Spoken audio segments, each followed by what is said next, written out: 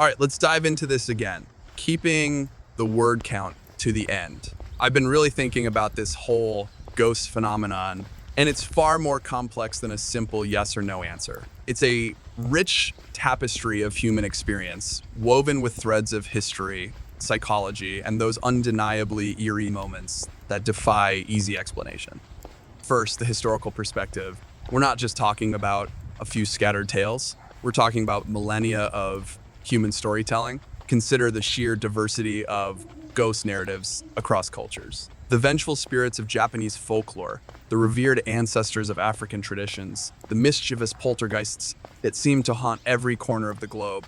Each culture's unique interpretation of the afterlife reflects its values, fears, and understanding of the world. This is a testament to the enduring human need to grapple with mortality and the unknown. Imagine the weight of these stories passed down through generations, shaping our collective consciousness. We're not just dealing with folklore, we're dealing with a fundamental human impulse to believe in something beyond the tangible.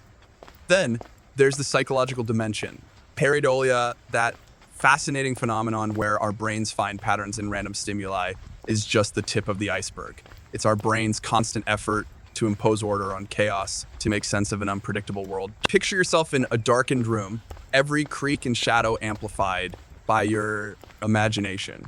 Our brains are primed to interpret these as potential threats, even if they're entirely harmless. It's an evolutionary survival mechanism, but it can also lead us to perceive things that aren't there. And consider the profound impact of emotions like grief, fear, and stress. These states can heighten our suggestibility, making us more prone to interpret ambiguous stimuli as evidence of the supernatural. The longing for a lost loved one, for instance, can be so intense that our minds create a sense of their presence, a psychological balm against unbearable pain. It highlights how deeply our emotions can shape our perceptions. And of course, we can't ignore the scientific perspective. Infrasound, carbon monoxide, electromagnetic fields. These are real phenomena that can affect our brains and bodies in ways that mimic paranormal experiences. Infrasound, for example, can induce feelings of dread and unease, sensations often attributed to ghostly presence.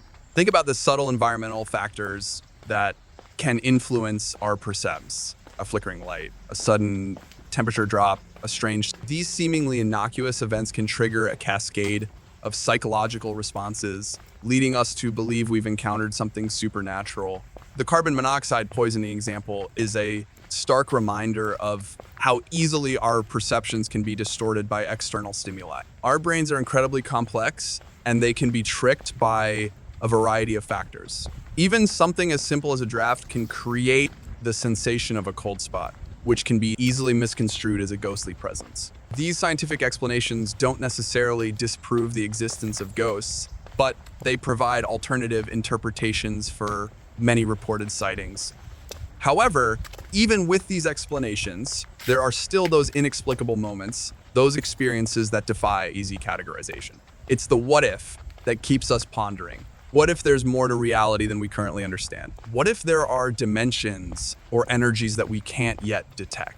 It's the sense of mystery, the feeling that the universe is far stranger and more complex than we can imagine. Imagine the thrill of discovering something truly extraordinary, something that challenges our fundamental understanding of reality. It's the same sense of wonder that drives scientific exploration, the desire to push the boundaries of knowledge. The unknown is a powerful motivator, and the possibility of ghosts represents a tantalizing glimpse into the uncharted territories of existence. It is the allure of the unknown that keeps the topic alive. Ultimately, I think it's less about proving or disproving ghosts and more about exploring the human experience. Ghosts, in a way, are a reflection of our deepest fears, our hopes, our longing for connection. They represent our attempts to grapple with the mysteries of life and death, to find meaning in a world that can often feel chaotic and unpredictable. Consider the role of storytelling in shaping our beliefs. Ghost stories are not just entertainment. They're a way to process our anxieties, to explore the darker aspects of human nature. They provide a framework for understanding the unknown, a way to make sense of the inexplicable. In a world that often feels impersonal and disconnected, the idea of ghosts offers a sense of connection to something larger than ourselves, a reminder that we're not alone in our fears and uncertainties. And perhaps that's the most important thing of all. And if we think even further, What if ghosts are less about the dead and more about the living, the residual energy of strong emotions, the echoes of trauma, the impressions left behind by significant events? So maybe we are the ones leaving the ghosts behind, leaving imprints on the world around us. What if places hold memories that we can sometimes perceive? It is a fascinating